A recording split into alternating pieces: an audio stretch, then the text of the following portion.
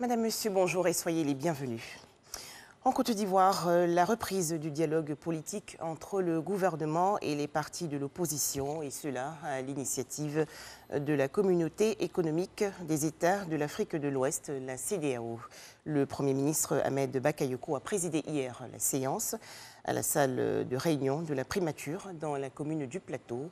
Le point tout de suite avec Alexis Ouedraogo. Après le rendez-vous manqué à la table du dialogue samedi, l'opposition réclamait la présence de la CEDEAO durant les échanges État-partis politiques.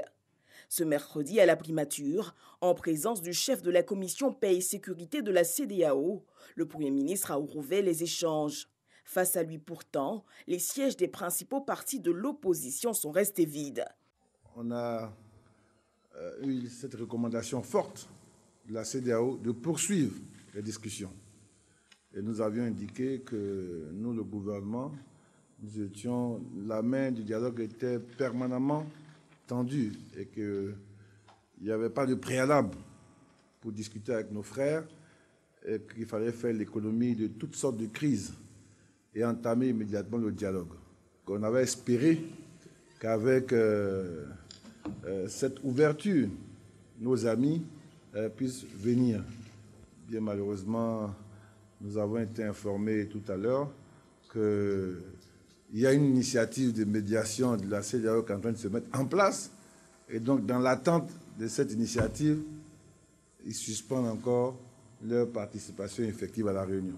Ce que nous on veut, c'est vraiment discuter. Parce que de toute façon, la solution viendra de nous-mêmes. La solution ne viendra jamais d'ailleurs.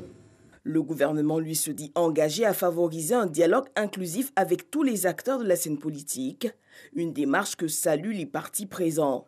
Nous avons manifesté en tant que LMP notre bonne volonté, aller vers les uns les autres, à condition que les acteurs qui tiennent la corde, les accords, puissent être mis en confiance.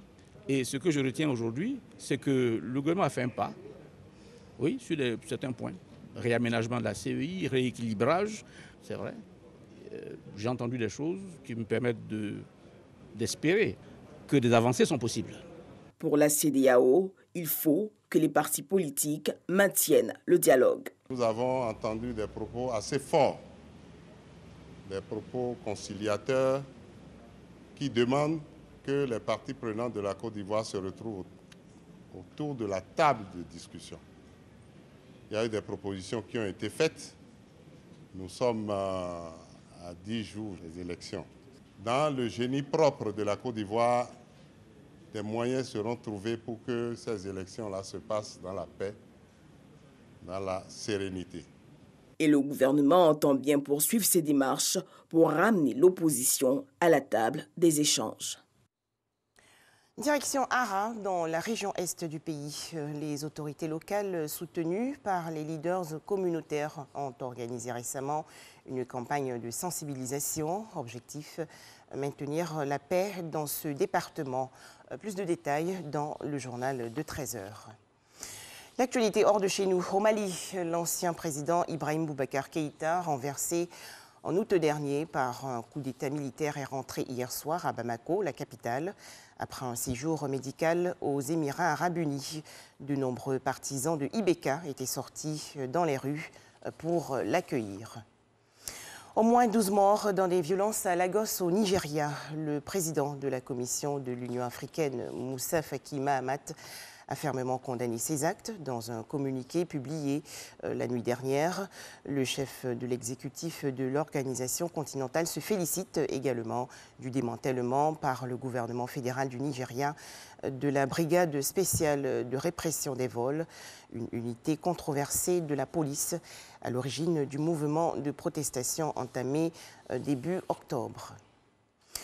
Les autorités soudanaises affirment avoir transféré l'argent destiné aux victimes des attentats contre les intérêts américains de 1998 et 2000. Rappelons que Al-Qaïda avait attaqué les ambassades américaines au Kenya et en Tanzanie, ainsi que le navire US Cole faisant plusieurs centaines de morts.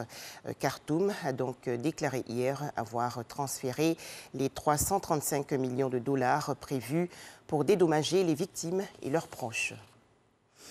Enfin, en France, l'hommage national hier à Paris à l'enseignant Samuel Paty, récemment décapité. Dans son discours, le président de la République, Emmanuel Macron, a appelé à l'unité du peuple français contre les islamistes. Voilà, merci de nous avoir suivis. 13h, le journal.